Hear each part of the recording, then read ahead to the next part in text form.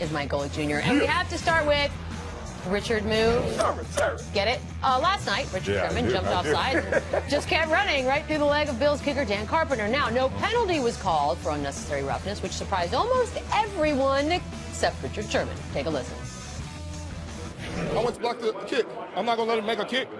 So when it called offsides, I'm not going to let him have a free play. So that's not how I played. They didn't blow the whistle, so I played until the whistle was blown. Now, they seem to think that it was intentional, that it was a dirty play. Was it? I went straight for the ball.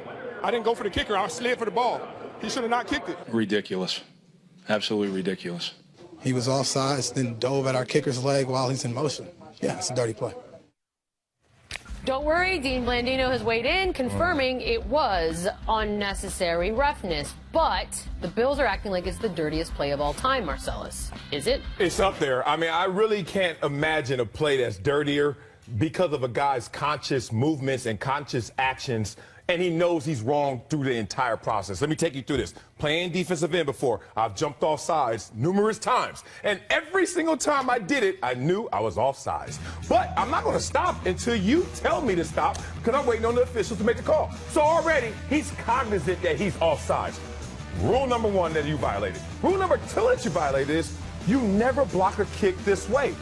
You're taught to block a kick by cleaning the table. They teach us. You have to run 1, 2, 3 timing, clean the table. And if you see Let me see this. This is the way you do it. Dominique Rogers Good. That's how you block a kick. You jump in front of the guy, you clean the table, and you make sure you avoid the kicker. I've never seen a guy say, oh, I went for the ball, but I turned my back to the kicker. Who knows if he kicked it or not, because my back was turned to him, and I ran into him. That is such a dirty play. He needs to be shamed. And listen, I've been a part of enough cut blocks on the other side to know exactly what it looks like right there. And once you dip that shoulder and go into the body right there, that's textbook. He drove right through the hip plate, everything you want to see out of the cut in a legal situation. And then he's got the audacity on the back end to go and say, well, he shouldn't have kicked it right there. As if he hit him in the after swing once he's already gone through the motion. You hit him right during that kick, knowing damn well what you were doing. When is the offsides a license to kill? Like, I've jumped offside, the quarterback standing there. I'm like, you know what? Let me lay off him because this is illegal. Oh, you have? You didn't wait for a whistle. Because you said he waited for a whistle. You don't run up to him and DDT him. Especially when the guy's in a compromised position like that. Kickers are people, too, and at that point, he's very open to a serious injury right there, the way he's planting, the way he's getting ready to go. Did you just say kickers are people, too? They do, as much as that hurts me. Selection day, everybody's open-minded today. 2016. I guess we are. It's like today's the beginning or the end of something. That was a play. It was just one part of a comedy of errors for the officials last night. This we can all agree on. We're going to relive the blunders now. After Richard Sherman took out Dan Carpenter, Carpenter had to leave the game by rule because unnecessary roughness wasn't called by the refs. That now forces Rex Ryan to run another play so he can get Carpenter back out on the field. When Carpenter does get back on the field, he makes the field goal. Hooray! However, it did not count. The Bills were wrongly called for delay of game because the refs were still spotting the ball with 4 seconds on the play clock. The ball was moved 5 yards back. This time around, he misses the kick, and of course, Rex Ryan loses his mind. Now, Golick, I ask you, according to Ed Werder, those officials may face discipline for all the errors that we just saw. At this point, should the league suspend this crew? Absolutely. I wouldn't see why you wouldn't go out and punish at this point when that's the only recourse you have to show them that they did something wrong. Let's go back to Marcellus' example. If a defensive lineman were to jump off sides, go unabated to the quarterback, and still lay a hit on him, they'd be fined or had some sort of penalty laid down on them, and that always falls under the umbrella of player safety. In this instance, those refs didn't protect that kicker from that situation right there, and they should be held accountable for it. Yeah, I mean, they doubled down on being dumb because the unnecessary roughness was, okay, you see a guy jump off sides and you're like, whoa. And then you let him rough the kicker, whoa. And then you come back and double down on it by spotting a ball, giving a perception that you still have 25 seconds left on the clock. With 3 seconds to go, that's insane right there because now you're penalizing this team, which they missed the kick, I get it, but the delay of game obviously affected them missing the kick because he made the one before that. So all of that said, the only penalty that will matter to them is a suspension, and they're warranted. All right, fair enough. By the way, at least we had an interesting Monday night game. It was very good. I want to see the ratings for that one. Me too. Yeah, in addition to all the bad officiating, we still have a little Richard Sherman, Rex Ryan fun because they get into a little exchange. Sherman at this point stares down Rex Ryan. In response, Ryan jaws back at Sherman. After the game, coach was asked about their interaction. Here's what he had to say. Well, no, he's mean mugging like he's doing, and whatever. And then he's over on the sideline basically taunting us. And so I had some words. I mean, I think I said that, you're too good a player to act like an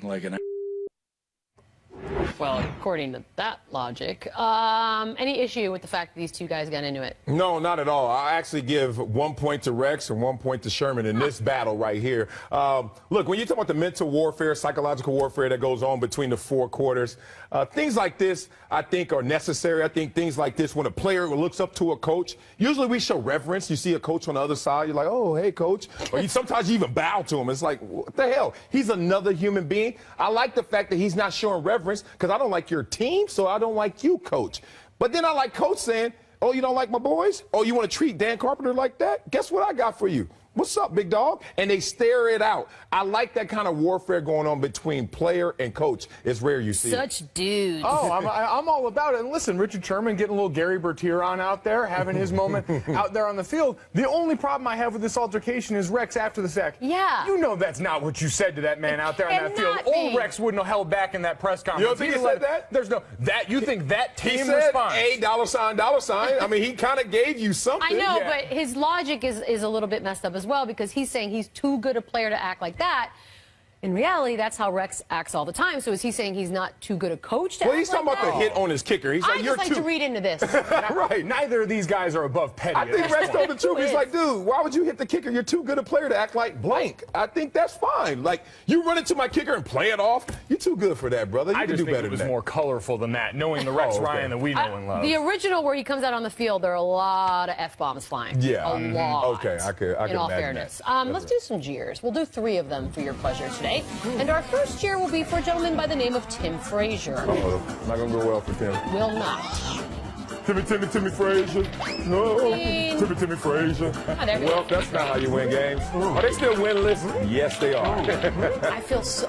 That's how you go. You guys, we gotta rescue Anthony. Yeah, we need a We gotta get like GoFundMe. somebody sit there. Get him out of there. Marco Beadle.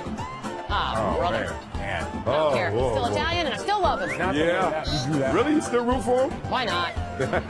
Bonus points for the effort. Motherland. That's like that failed onside kick. I'll give you bonus points for the audacity. I'm just saying. No look. Oh, we got a No. cyclist in the show? Let me see this. Cyclocross action, I believe it's called. damn. Wait, what the? Whoever designed that? What is this? Wait, what do you just carry your bike? What is happening Yeah, who right are these now? dudes What that just sport is decide they this? can just... Right. The bike is an accessory. Like, you don't really need it. Well, that guy didn't get the memo because everybody else is carrying If the he was clipped in, he's done. Idiot. All right, last night Steph Curry hit an NBA record 13 three-pointers, but he did it against, of course, the winless Pelicans. So how impressed are we really? We'll discuss it next. Cop shot look good. This is Sports Nation. Sports Nation is presented by Toyota. Let's go places.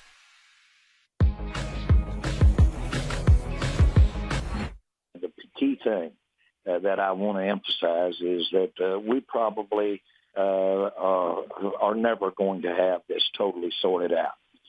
We're going to play it by ear, play it as it comes. We can do that. And to do it really right for the advantage of the team, which we deserve, he's really got to be ready to go at the top of his game. Okay, so that's Jerry Jones talking again about the current quarterback situation that all of us seem to have figured out by now, but he's still going to play it by ear. Yeah, we're worried, right? If you're a Cowboys fan, you're worried? You're very worried. This reminds me, you guys remember those dog memes where they're doing human things? I have no idea what I'm doing. That's Jerry Jones right now. Jerry Jones is that dog. And you've had how many weeks so far this season to come up with a plan and figure things out based on what you've seen so far, knowing the timeline? You have more information in that building than any of us could possibly have. And you still don't know what's going on here. Cowboys fans, hit the panic switch. The only way you can screw that season up, because I don't think there's a wrong answer here, unless you go down this road where all of a sudden you're ambivalent about it and you're not really sure what exactly you're going to do. That's how you screw this thing up. Well, I don't think he's messing this up. I think he's being genius in how he's playing it right now. And let me tell you. Do you know what that word means? Yes, I do. I don't think you do. I've worked with the man before, and he was a genius at giving me that money. I want to thank you again, once again, Jerry. Let's say this. This is the way you play it, because you're trying to protect what you really want to do, which is put in the young, cheaper talent. right now, but you know what you want to do? Incentivize him to go out there and save the PR of doing Tony Romo the wrong way. So how do you do that? You go from this stance. Remember this early in the season? This is Romo's team. And then now it's turned into we'll play it by ear. You know what the next statement will be? Well, Tony came to us and said it's best for the team. And then guess what? You get Dak Prescott at $500,000 going forward, and Tony Romo brings that salary down, and you got the best of both worlds. Genius, Jerry. Genius. Now, settle down.